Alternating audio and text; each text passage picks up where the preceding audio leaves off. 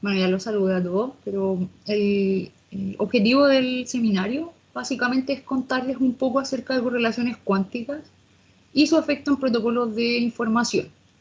En el contexto de correlaciones cuánticas voy a hablar de una bien controversial, que es entrelazamiento, y mostrarles acerca de un resultado que obtuvimos hace poquito tiempo, cómo podemos extraer esta correlación cuántica en una teoría que es probabilista en la medida, pero extraer la correlación de manera determinista. Entonces, lo dividí en dos partes. La primera, un breve contexto, una especie de marco teórico, en donde se enmarca la investigación, hablarles un poquito sobre teoría clásica de la información, pensando en que no todos han tenido alguna noción o introducción en estas teorías de comunicación, y mezclarla un poco con algunos fundamentos de mecánica cuántica para dar origen por encima, de forma heurística, a la teoría de la información cuántica. La segunda parte de la presentación está enmarcada ya en los resultados, que es la extracción determinista de entrelazamiento. Bueno, a modo de introducción, lo primero es información. ¿Qué vamos a entender por información? Bueno, básicamente será aquello que reduzca la incertidumbre de algo que queremos conocer o entender, independiente de su origen. ¿Ya? Es una definición bastante amplia en el contexto de la teoría clásica, y vamos a entender que aquello que nos entrega, que reduce la incertidumbre, solo tiene sentido si la enmarcamos en una acción compacta y completa. Por ejemplo, aquí tenemos el clásico esquema de comunicación, donde tenemos un emisor, un receptor, la codificación y decodificación de ese aquello que llamamos información y el canal de comunicación. Entonces lo vamos a entender como una acción finalizada que tiene un objetivo o intención determinada. Por ejemplo, el proceso de emisión y recepción, o en el contexto más cercano a física, un proceso de medida con su resultado. Bueno, la finalidad de todo esto es enviar la información originada en este emisor a un determinado receptor, evitando las perturbaciones, evitando lo que comúnmente conocemos como ruido.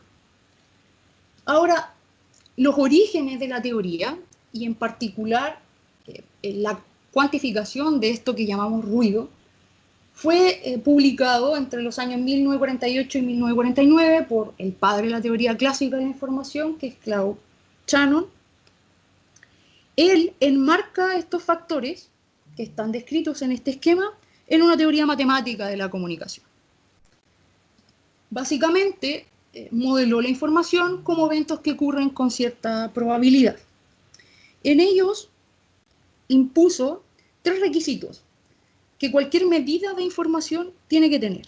Primero, que la cantidad de información, que denotó creativamente por I, en un evento X depende solo de su probabilidad. Por tanto, es una función continua de esta P, de esta variable. Ahora también impuso la suposición de aditividad, una suposición bastante estricta, porque no existe una gran cantidad de funciones de números reales positivos que cumplan con esto. ¿A qué me refiero? Que dado dos eventos, supongamos el evento 1, que tiene una cierta probabilidad P1, y un evento 2, que tenga una cierta probabilidad P2, la suma de estos contenidos informativos es igual a la función, ¿ya? De la probabilidad 1 y probabilidad 2. Básicamente eso. Ahora, cabe destacar que es muy diferente a la noción o a la concepción de información en la que las probabilidades no juegan un papel importante, como por ejemplo las palabras o los gestos. Y aquí hay una separación entre la concepción cotidiana de información y la planteada dentro del marco de la teoría, ya situándola como los cimientos en distribuciones de probabilidades y en eventos, ya sea aleatorios o no aleatorios. En general, sucesos estocásticos. Bueno, aquello que se denominó información constituye la entropía de Shannon y es su forma de cuantificar esta cantidad que reduce la incertidumbre de algo. Bueno, bajo el supuesto de que el valor de esta variable aleatoria, este suceso aleatorio, Se define esta entropía y nos dice cuánta información se obtiene en promedio, y esto es sumamente importante, sobre todo cuando hacemos la generalización a mecánica cuántica, cuando se conoce el valor del evento, ¿ya? De la variable aleatoria, llámese X, o sea, la base de la teoría de probabilidades. En otras palabras, esta entropía de Shannon lo que hace es medir la cantidad de incertidumbre acerca de la variable antes de conocer su valor, ¿no? Que es lo que todos más o menos conocemos. Escoge una cierta base, etc. No voy a entrar tanto en detalle con respecto a los teoremas propiamente tal. Sí, lo que nos interesa es que él cuantifica esta cantidad y esa cuantificación nos va a permitir pasar posteriormente a una generalización en la teoría de la información cuántica.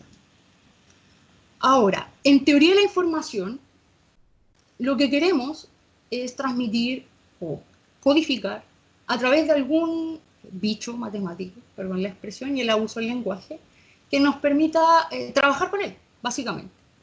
A ello le llamamos bit, y ya todos lo conocemos, corresponde a un sistema clásico que adopta solo uno de dos posibles valores excluyentes, 0 y 1, encendido, apagado, vivo o muerto, como cuando se hace la analogía al famoso gato de Schrödinger. Ahora, si nosotros nos vamos al contexto de mecánica cuántica, ¿dónde viven los estados cuánticos? ¿Dónde vive la descripción? ¿En qué entidad? Bueno, en un espacio de Hilbert, que es básicamente un espacio vectorial lineal finito o infinito dimensional con un producto escalar en los complejos. Muy sencillo, un espacio vectorial y nada más. Ahora, cuando el espacio para codificar la información es de dimensión 2, hablamos de qubit. Y cuando el espacio para codificarlo es de dimensión d, hablamos de qubit. Y esto es, nada más, sencillo. Ahora, el salto que hay de un bit en donde tenemos dos valores excluyentes, 0 y 1, a un qubit, conceptualmente es gigantesco. ¿Por qué? Porque ahora estos vectores en el espacio de Hilbert pueden estar en una superposición infinita, donde A y B solamente cumplen con la condición de normalización. En general son números complejos. Antes solo podíamos codificar todo en ceros o unos. Ahora tenemos el principio de superposición inmerso en la descripción de un sistema. Esto amplía la cantidad de información que podemos almacenar en un qubit, porque en general estos coeficientes forman un conjunto continuo e infinito de valores.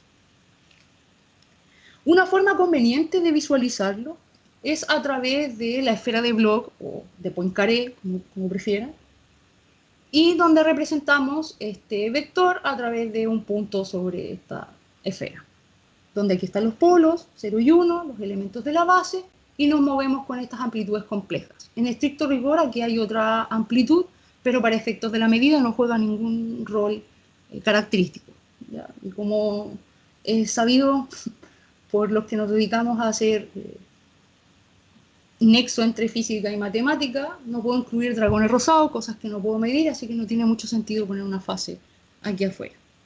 Ahora, este esquema es bastante útil y es muy usado para trabajar con operaciones sobre estos qubits, sobre estos vectores, y ver qué es lo que está ocurriendo con la información, con los coeficientes, básicamente, con las amplitudes. Ahora, hay que tener en cuenta que esta representación es limitada porque no se conoce bien, no se ha establecido una representación para múltiples qubits, y esa es un área que todavía está abierta, ¿no? Yo sé que hay gente que trabaja en teoría de grafos para hacer representaciones de estos qubits, desconozco cómo funcionan, solo he visto cosas de termalización, pero yo trabajo en esta escala de correlaciones con pocas partículas, no más de 3, así que de momento esta representación me es útil y básicamente es la que necesitamos conocer para entender cómo se va transmitiendo la información que está codificada en estas amplitudes, en esos coeficientes.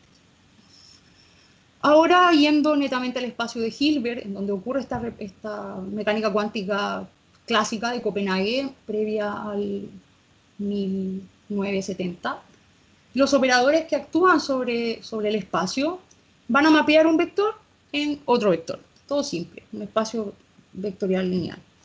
Ahora, Una característica y unas matrices muy famosas son las matrices de Pauli o los operadores de Pauli.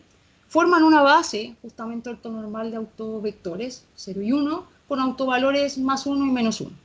Los podemos escribir en forma matricial, ya me imagino que ustedes ya lo conocen, el grupo de Pauli en pocas dimensiones. También se puede estudiar en más dimensiones para hacer tomografía, por ejemplo, o reconstrucción de estados en altas dimensiones. También se puede escribir en términos de proyectores. Ya que esto es bastante útil para efectos de cálculo, básicamente en la notación de Dirac. Ahora, vámonos a mecánica cuántica. ¿Cómo hacemos este nexo? Primero tenemos acá el bit, valores 0 y 1. Incluimos, gracias a la mecánica cuántica, el principio de superposición. ¿Por qué? Porque nos fuimos a un espacio de Hilbert. Pero ahora estamos restringidos por los postulados de la teoría cuántica. El primer postulado dice que en un tiempo fijo T sub 0, ojo que el tiempo es muy parecido al tiempo newtoniano, se define el estado de un sistema, ojo, estado con nuestra concepción de estado, no me refiero a estado termodinámico, físico aislado por el ket, por el vector psi, perteneciente a este espacio vectorial lineal con norma unitaria. Ese es el primer postulado. Es decir, yo puedo, está toda la información, puedo representar un sistema físico a través de este vector, que está en este espacio de Hilbert. Ese es un postulado. En un tiempo fijo. Ojo. Postulado 2. Dado un operador A, también conocido como observable, el único resultado posible de la medición de esta cantidad física, de este observable, es uno de los valores propios del correspondiente observable. No puedo mirar cualquier cosa. O sea, si quiero detectar radiación, tengo que utilizar, voy a obtener valores propios de radiación. No voy a obtener otra cosa. Postulado 3. Cuando la cantidad física A es medida, o sea, cuando yo mido ese sistema, sobre un sistema en el estado normalizado psi, o sea, realizo una medida de tipo proyectiva, la probabilidad de obtener el valor propio A sub n asociado a la cantidad física A es simplemente el módulo de la proyección del vector sobre el autovector normalizado phi n. Simplemente simetría U1 y ya. Entonces es una teoría que está basada en SU2 y U1, y así se conecta posteriormente con lo que uno conoce como electrodinámica o teoría de campo a mediana energía, por ponerle algún nombre. Ahora, en base a estos postulados, y considerando que ya hemos definido la base de la teoría clásica de la información, podemos ir a la representación de un estado cuántico. Si volvemos atrás, estos postulados están en base a vectores. Los vectores van a representar un estado puro. Sin embargo, por lo que vimos del esquema de información, sabemos que en general uno va a tener un estado que no es puro. Es decir, el conocimiento que se tiene del sistema cuántico era descrito acá por un ensamble de estados puros, un grupo de estados, cada uno con una cierta probabilidad. Sin embargo, en la realidad, el ensamble no solo está formado por uno, sino por un montón de estados puros.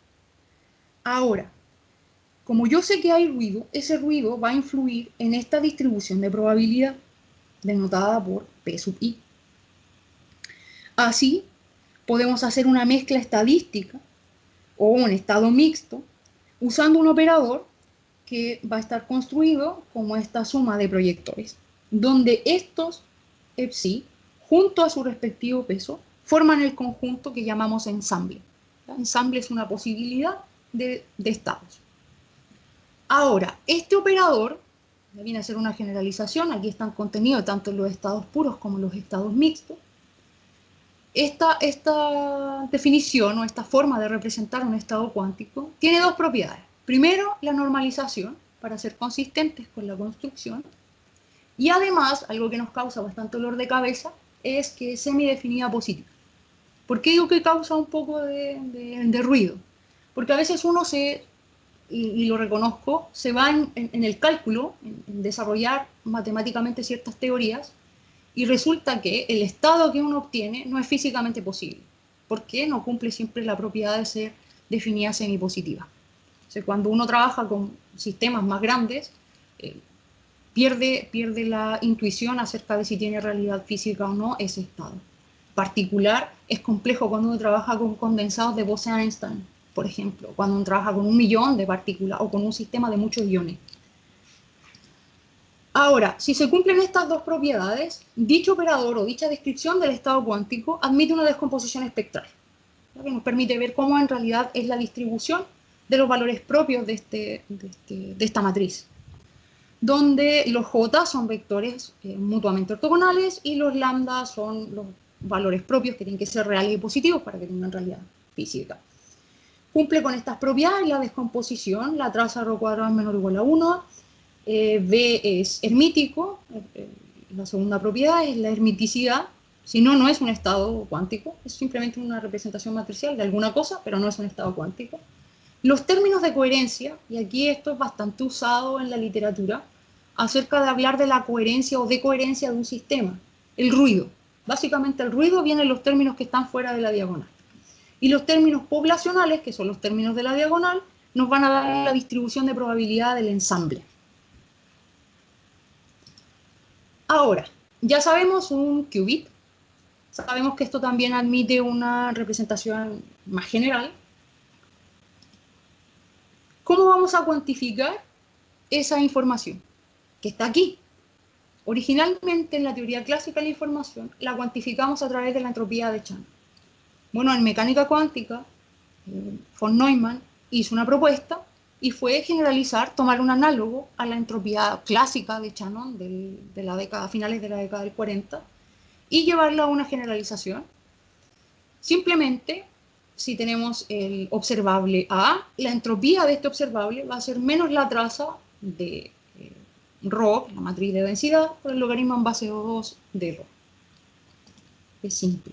Tiene ciertas características y nos permite que sea una primera aproximación a una medida de correlación. Es no negativa, su valor máximo es logaritmo en base 2 de la dimensión del sistema, es 0 cuando es un estado puro arbitrario, por supuesto no tengo ruido, así que es 0, es invariante bajo transformaciones unitarias, es decir, queda invariante bajo transformaciones de este tipo, donde U-Daga es, como ustedes ya saben, su complejo conjugado. Ahora, ya tengo el bit generalizado a qubit. Ya tengo la forma de medir el contenido informativo a través primero de los teoremas de Shannon, la entropía de Shannon, me pasé a la entropía de Neumann utilizando los postulados de mecánica cuántica y el principio de superposición que está aquí. En física el principio de superposición es básicamente una suma. Ahora, como ya lo tengo bien caracterizado, ya sé cómo representar un sistema cuántico, un sistema microscópico que satisface esos postulados de la interpretación de Copenhague, repito, hay otras interpretaciones de mecánica cuántica. Ahora el siguiente paso es clasificar. Podemos clasificar estos estados cuánticos, en particular es una clasificación muy robusta, en la literatura aparecen muchas más, entre un estado separable y un estado entrelazado. Consideremos primero el estado separable. El estado separable, dado un sistema compuesto de dos subsistemas, A y B, también en teoría de la información Alice y Bob, es separable si se puede escribir directamente como ese producto. Ahora, también se caracterizan por satisfacer la desigualdad de Bell. Ahí voy a pasar a explicar un poquito así, una pincelada de qué es lo que introduce Bell, Einstein y toda esa discusión de esta correlación llamada entrelazamiento, que no he hablado nada de ella todavía. Un estado entrelazado en contraparte con el estado separable es aquel que presenta, por supuesto como su nombre lo dice, entrelazamiento. Para un sistema bipartito en un espacio de Hilbert de cruz dimensional se escribe de esta manera. Si se fijan hay una ligadura directa, va a aparecer 0, 0, 1, 1, 2, 2, 3, 3 y así. Siempre ligados. No aparece el primer qubit separado del segundo qubit. Acuérdense que cada qubit, en este caso, cada uno vive en un espacio, en un subespacio de dimensión D, en un subespacio de dimensión D. Ahora, ejemplo, los famosos estados de Bell, que forman la base de Bell, o también llamados estados maximalmente entrelazados o par EPR, Einstein, Podolsky y Rosen. Estos son un caso particular de estados maximalmente entrelazados, forman una base y son muy utilizados en los protocolos de información. El orden es primer qubit, segundo qubit. No se pueden describir evidentemente por separado. Lo mismo acá. Forman estos 4 estados una base del espacio 2, cruz 2 dimensional. Ya tenemos prácticamente todos los ingredientes. Correlaciones cuánticas hay varias. Entre ellas está entrelazamiento, discordia cuántica. Yo voy a hablar de entanglement, en particular de esa, que es la más controversial de todas. Este concepto fue por muchos años muy discutido en la literatura. Unos publicaban un artículo, después refutaban con otro y así. Yo voy a partir más o menos de los cimientos, y digo cimientos entre comillas porque hay cosas previas. Lo que sí hay que saber es que el entrelazamiento constituye la base de la teoría cuántica de la información y en general de la mecánica cuántica, sea interpretación de Copenhague, sea la interpretación de Ehrenfest o interpretaciones futuras de la teoría. Voy a ir atrás, voy a partir con Heisenberg. En 1924, y es un artículo que a los físicos nos gusta mucho, él desarrolló el primer formalismo para la teoría, el primero, para la teoría cuántica en general.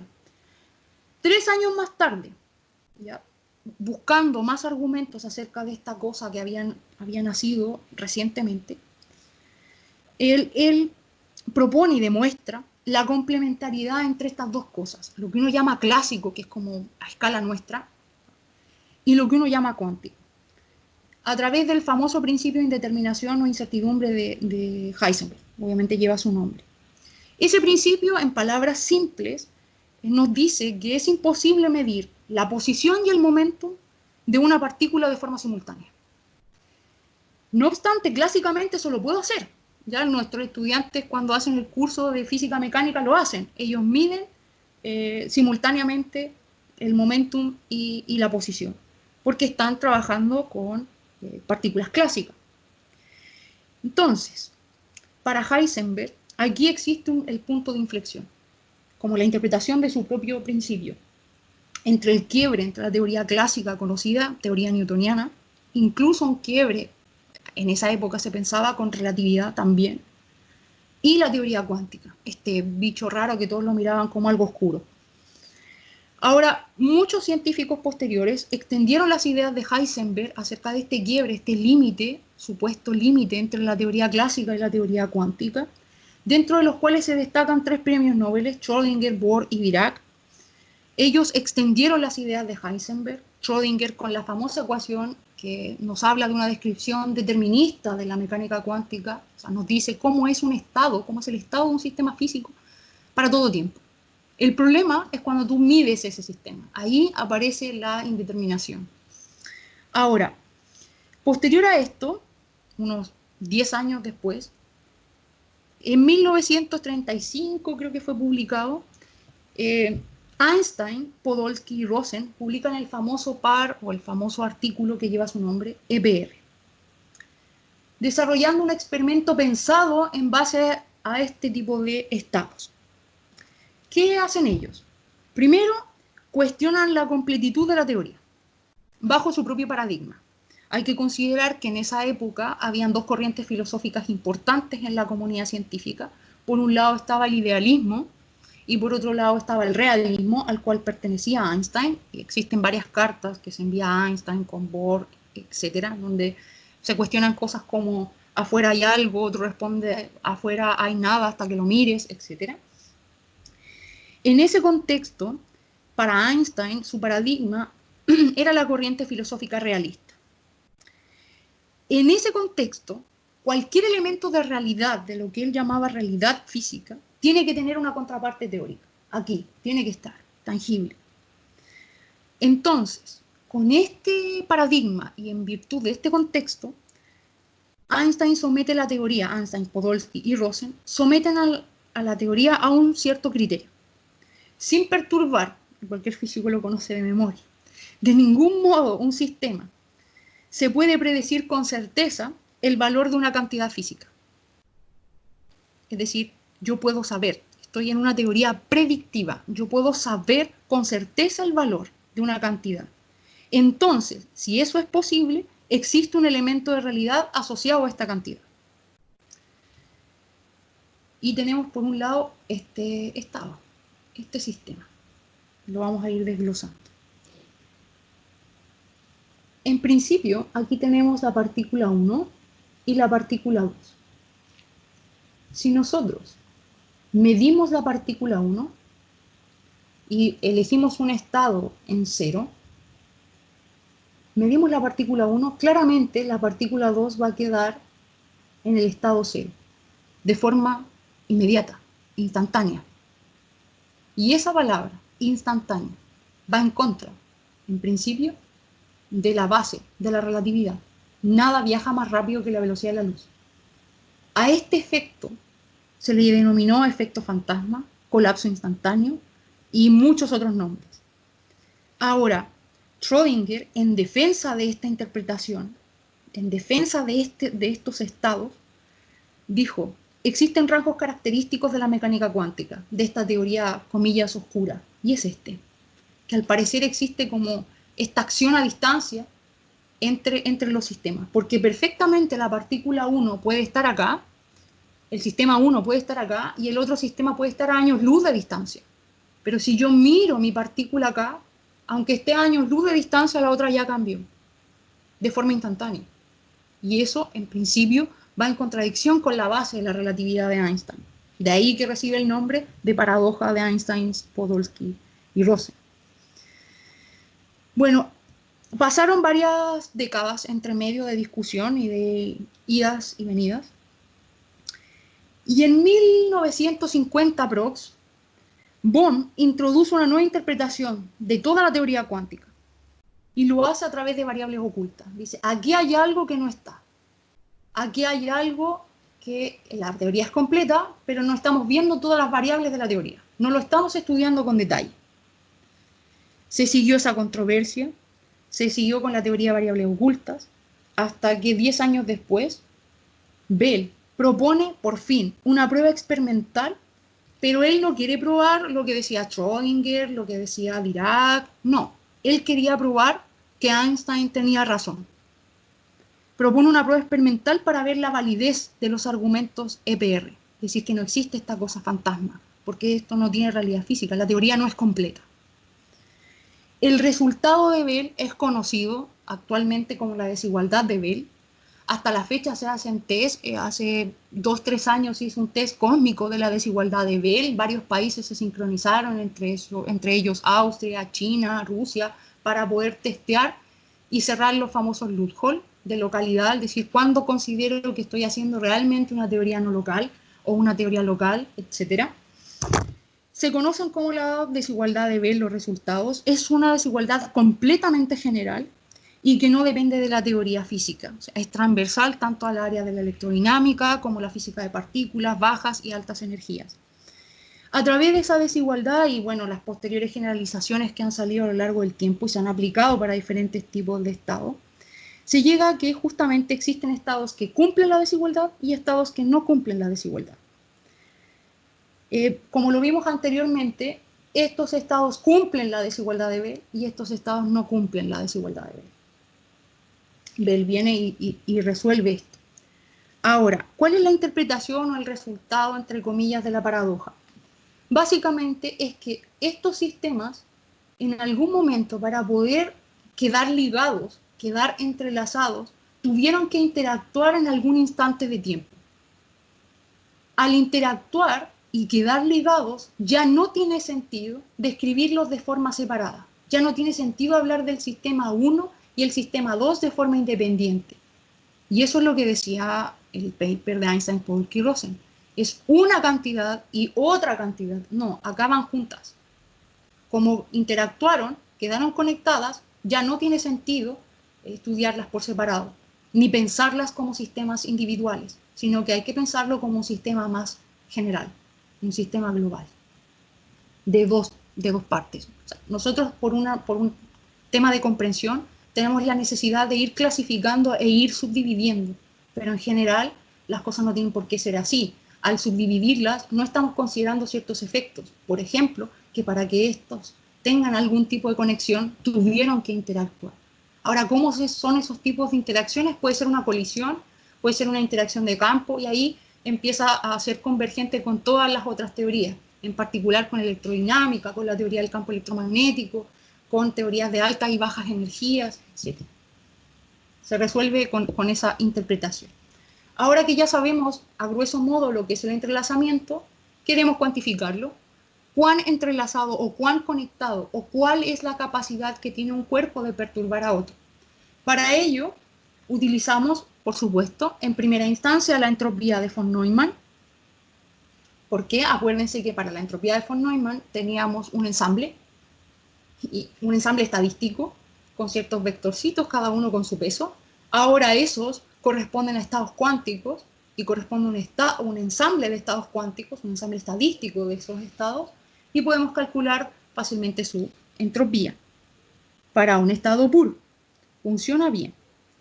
Ahora, ¿qué pasa cuando tenemos un estado mixto, mucho más cercano a la realidad? En general, vamos a utilizar el entrelazamiento, queremos utilizarlo para aplicaciones tecnológicas, queremos verlo como un recurso, entonces necesitamos que este entrelazamiento, poder cuantificarlo cuando los estados tienen ruido, cuando en general son mixtos, cuando los elementos fuera de la diagonal principal tienen valores distintos de cero, cuando hay decoherencia. En ese caso, se propone una medición en términos del llamado entrelazamiento de formación de un estado mixto ρ, que está formado por los elementos del ensamble psi sub i, cada uno con su distribución de probabilidad, minimizando toda la descomposición de la matriz de densidad. Ahora, esta minimización es complicada, soy honesta, es bastante complicada para distintos tipos de estados mixtos. Ahora, sí hay una receta. Gutters, en 1998, hace esta minimización explícita para 2 qubits y nos da una receta, en términos de la famosa concurrencia de Gutters.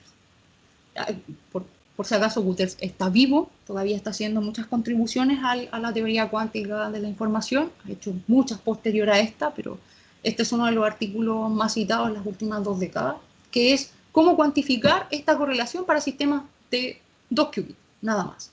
¿Qué es lo que uno utiliza para efectos de cálculo? Uno calcula la matriz R y a esta matriz hermítica le calcula los valores propios y los ordena. Eso es todo. Esa es la receta. Ahora, ¿qué pasa si no tenemos un sistema bipartito?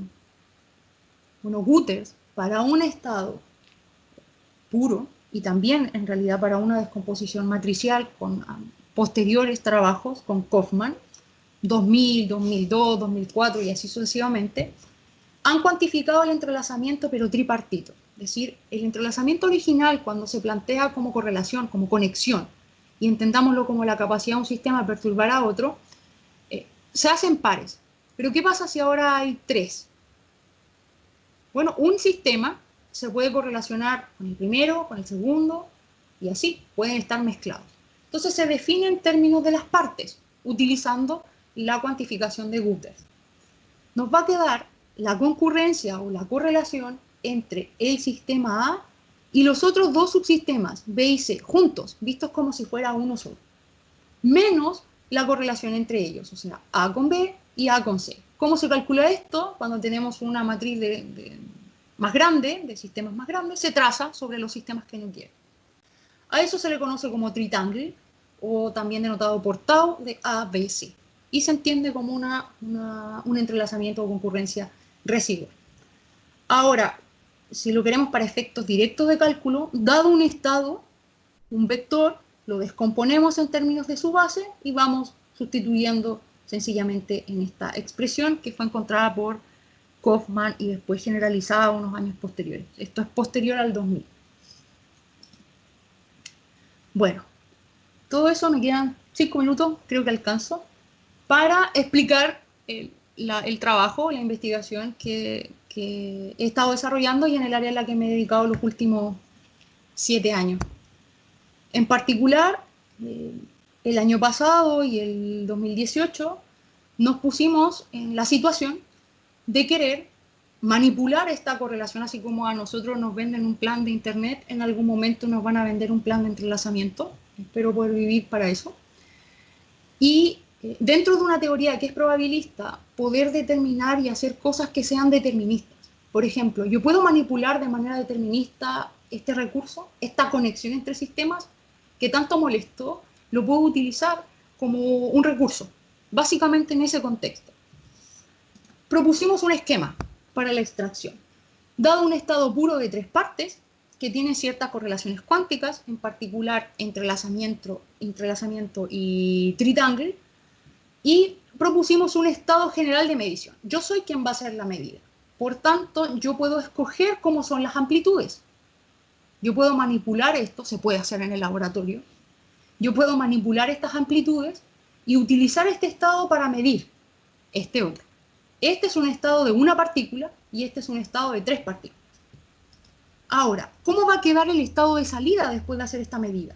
El estado de salida, si yo miro el primero de aquí, me va a quedar un sistema de 2 qubits, de 2 partículas.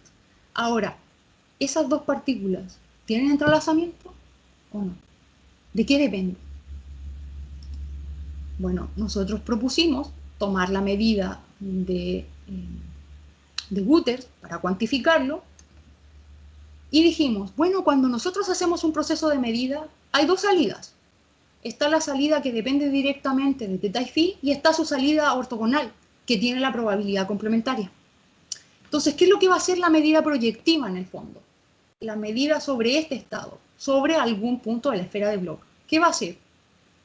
Bueno, lo que va a hacer es mapear los qubits que no son medidos, o sea, los que quedaron, en un estado ortogonal al anterior, con una concurrencia que va a depender de teta más pi, su lado ortogonal. Entonces tengo 2 concurrencias posibles, la salida y la salida ortogonal. Ahora, la propuesta es estudiar y analizar un escenario para alcanzar una situación determinista, es decir, para alcanzar una situación en donde las concurrencias de ambas salidas fueran iguales. La pregunta clave es, ¿existen estos teta y phi tal que me permitan encontrar 2 concurrencias iguales, es decir, una concurrencia determinista? La respuesta lo tuvimos que hacer a través de un cálculo numérico. Ya me queda poquito tiempo, así que voy a ir muy rápido. Comparamos ambas concurrencias de las salidas, escribiendo la concurrencia promedio como una superposición de ambas, cada una con su respectivo peso, lo mismo que cuando definimos el estado cuántico. Y probamos con estados tipo GHZ, todos están vivos, ¿no? ¿Quiénes son? El primer paso era implementar el proceso de medida, tomamos el estado, medimos sobre un punto en la esfera de Bloch y obtuvimos este entrelazamiento y con esta probabilidad. Este estado no posee C, no posee entrelazamiento entre partes, sin embargo sí posee entrelazamiento tripartito. Primer caso. Buscamos entonces cuando las 2 salidas son iguales.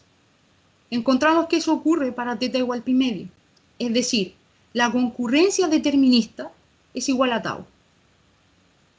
Existe un teta, que es pi medio, en donde tus 2 salidas, eso es lo que le estamos diciendo al que lo va a implementar, que sus 2 salidas van a ser iguales. Y la correlación va a valer tau.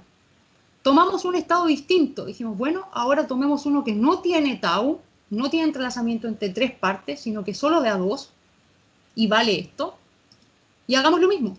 Implementamos el proceso de medida, medimos el primer qubit sobre ese estado general, obtuvimos la concurrencia de salida y su probabilidad, y encontramos la concurrencia determinista para el mismo ángulo. Pero ahora no vale tau, ahora vale C23. Oh, justamente, vale esto, BC, justo la concurrencia de los estados que me quedan. Dijimos, bueno, ¿qué pasa si tenemos una superposición simétrica de ambos casos?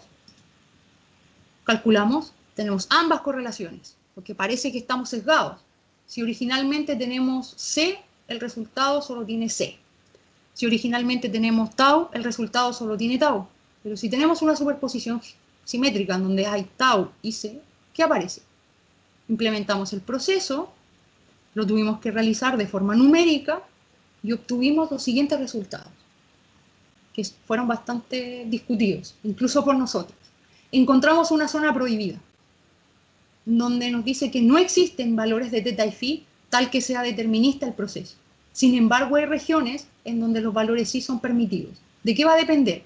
Va a depender de los coeficientes del estado, va a depender de los pesos de la superposición del sistema cuántico, y a su vez va a depender del valor de la correlación. Tenemos, si tau es distinta de 0, en este caso tau, lo tenemos aquí, es distinta de 0, permite ensanchar la distancia, se hace mucho más grande. Si tau es 0, por ejemplo acá, no, coincide el máximo y el mínimo y es solo un punto. Se va a depender de cómo van a ir jugando los pesos del estado. Ahora, nos propusimos una superposición aún más general. Tenemos GHZ con un cierto peso y tenemos los estados W o los estados de Werner con un cierto peso. Hicimos todo el cálculo, dijimos posee ambas correlaciones de forma genérica, calculamos los coeficientes, implementamos el proceso de medida, no les voy a mentir, esto tardó meses.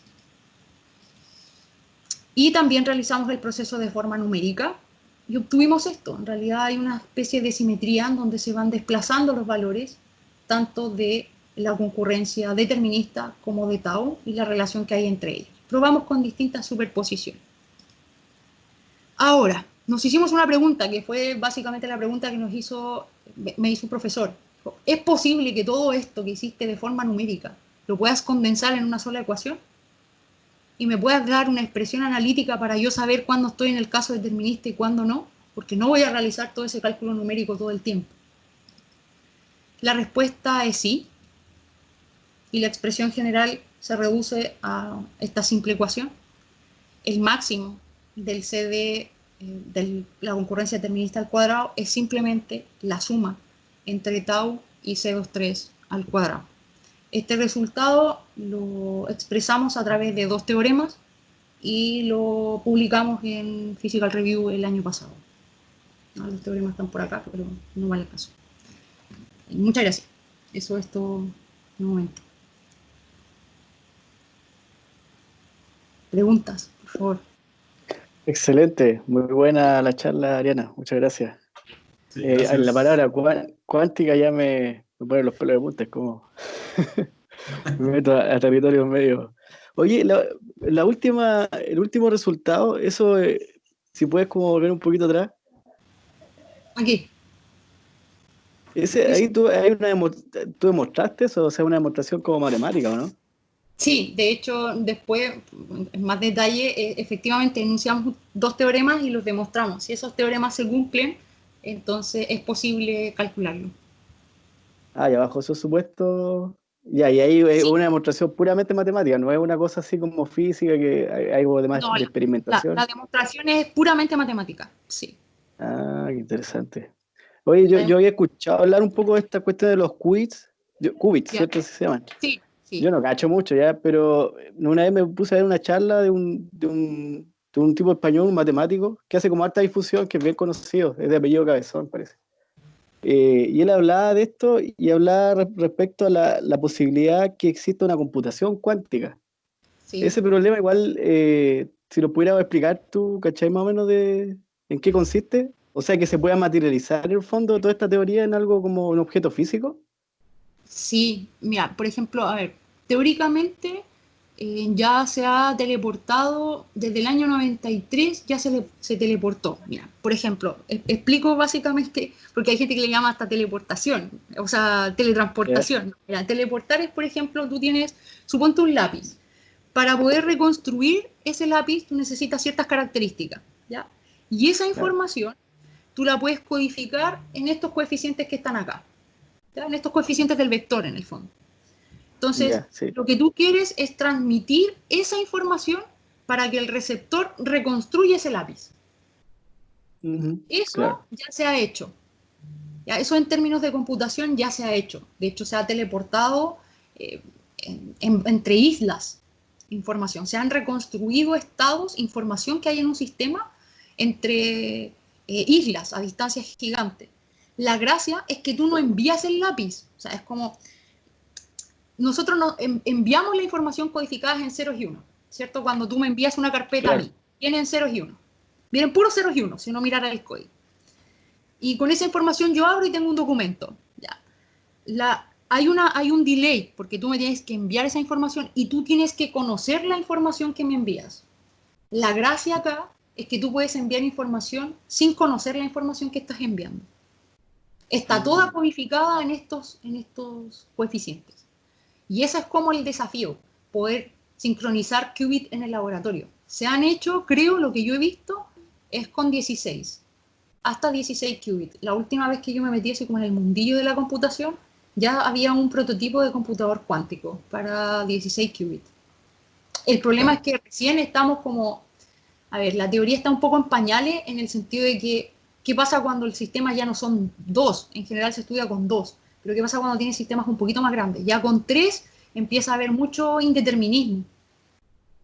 Y bajo ciertas condiciones solamente tienes cosas deterministas. Pero sí, así como en un objeto, como un computador, Claro. sí, ya es viable, se hace con fotones, se hace con luz, básicamente con láser. Ah, porque había unos teóricos que decían que era imposible llevar a cabo eso.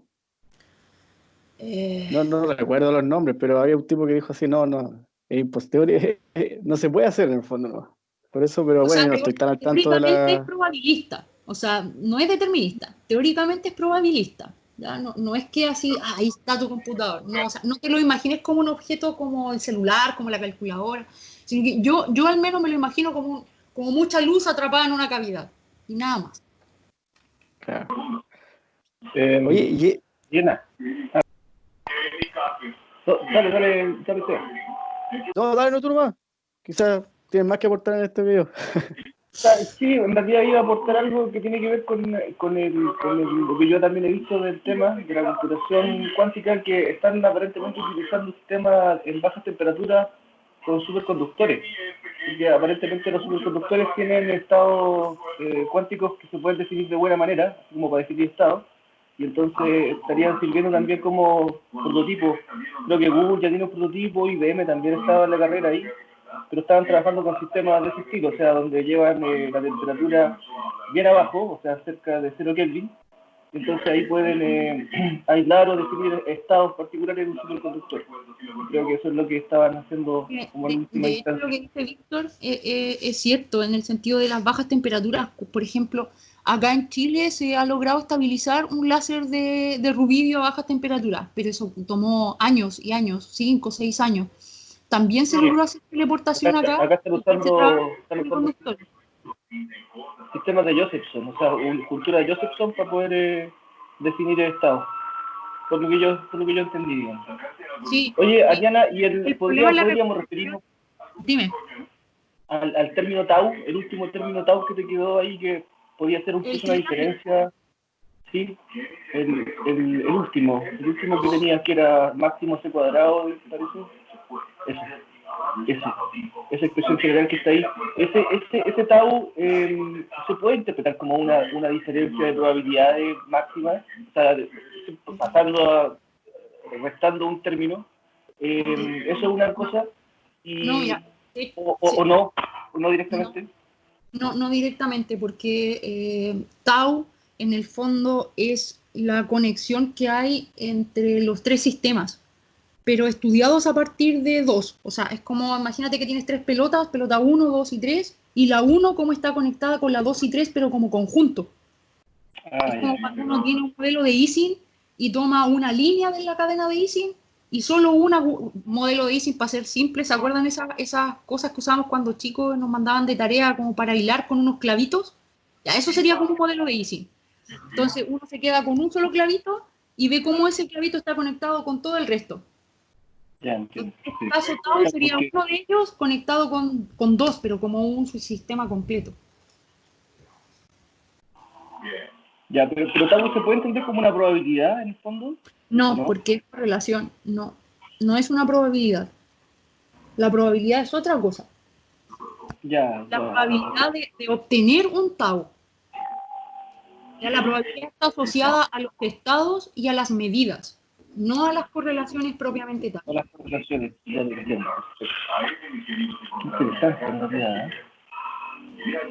Bueno, genial, no, me parece súper interesante en realidad esto. Ahora, el gran problema que hay, por ejemplo, con los superconductores es la tomografía. Lo que pasa es que como la estabilización dura tan poquito, por las fluctuaciones, como estamos tan a bajas temperaturas, reconstruir el estado cuántico es un gran problema. Y la pregunta es hacia dónde medir. Por ejemplo, tienes 1 millón de partículas atrapadas. ¿Cómo mides? ¿En qué estado está ese millón de partículas? Es todo un desafío experimental. Incluso teóricamente hay algunas acercaciones a modelos matemáticos para poder decirle al experimental, tienes que mirar hacia la derecha tantos grados. Es complejo. Claro. Pero por ahí va, yo la última noticia que vi por ahí era que habían subido un par de milikelvin en los últimos, digamos, habían logrado estabilizar un sistemita, pero a una temperatura un poquito mayor, lo cual significaba que podían trabajar mejor. Incluso en el término de computación estaban trabajando con un sistema híbrido, en donde traspasaban, digamos, a un sistema estándar, digamos, electrónico, a baja temperatura también, pero electrónico, para poder calcular. Era un sistema híbrido el que estaban proponiendo. IBM creo que era el que estaba en eso. Pero sí, muy interesante. Hay una carrera empresarial por obtenerlo lo más rápido posible. Y de marketing también. Sí, mira, yo recuerdo que el 2017 China logró hacer tomografía, o sea, reconstrucción de imagen con luz, utilizando correlaciones cuánticas en un satélite, fusionado con Austria. Recrearon el cuadro de la Mona Lisa con luz. Yo lo vi en vivo y en directo cómo iban construyendo los puntos, y la verdad es que sí, hay una carrera de marketing y comercial ahí por quien lo hace. Pero yo no soy tan cercana a la parte experimental. Soy más de fundamentos de la teoría y de entender cosas sencillas como 3 partículas. No, buenísimo. Muchas gracias. Genial.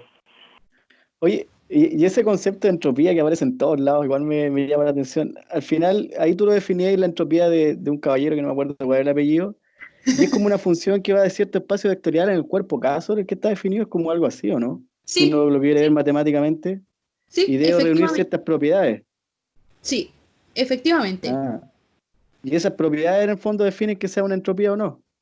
Porque hablan de entropía de varios tipos. Eso es lo que me llama la atención del concepto. Nunca lo he estudiado en realidad.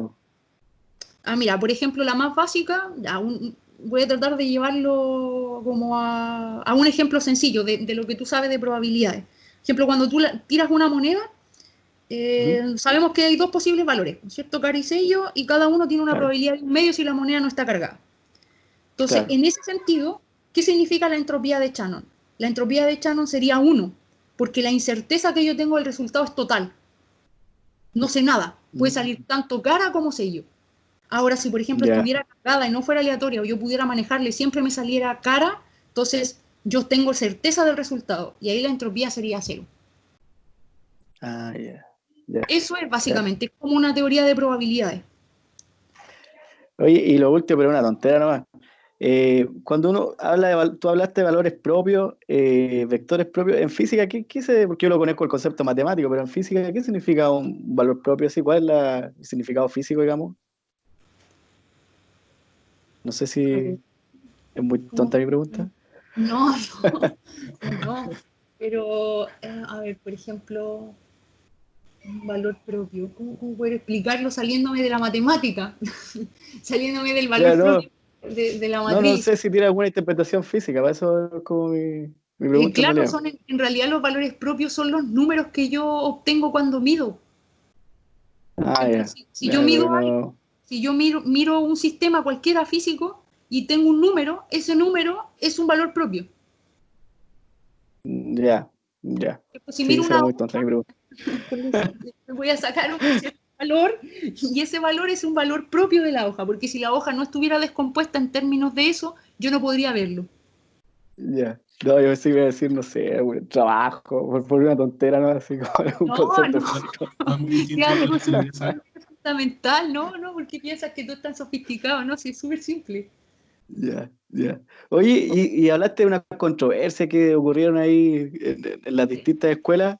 Tiene que un poco ver, es una cuestión súper laica. Lo que hablaba Einstein del Dios no juega a los dados, ¿tiene algo que ver con eso o no? Con toda esa... Sí, tiene que ver exactamente con eso. ¿Sí? ¿Cómo va a ser probabilista? Dios no juega a los dados. Es Claro, determinista. claro. Y si no es determinista, entonces porque tu teoría es incompleta.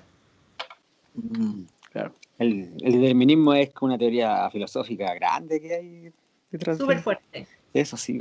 Sí, pues. Sí, hay como harta Oye, filosofía chicos, detrás. yo me despido porque hay una reunión convocada también a las 5. Un tema de cámara, un asunto ahí. Así que me despido.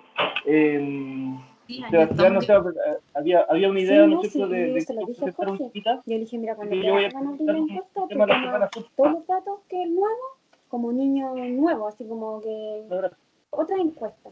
No, no, que Ya, si se puede hacer ya, y oye, para que queden no se separados escucha para nada, nosotros ¿viste? poder extraer No entendí. la información. ¿qué es eso, güey? Es como una... ¿Qué le está diciendo? No sé qué. Es como un eco, no sé. No, mío no es, ¿eh? ¿De quién es? Como que alguien lo están retando, yo creo que come. Oye, ¿qué dijo Víctor? No entendí. Que se Voy a iba a No, no una pasa nada, estoy aquí capacitación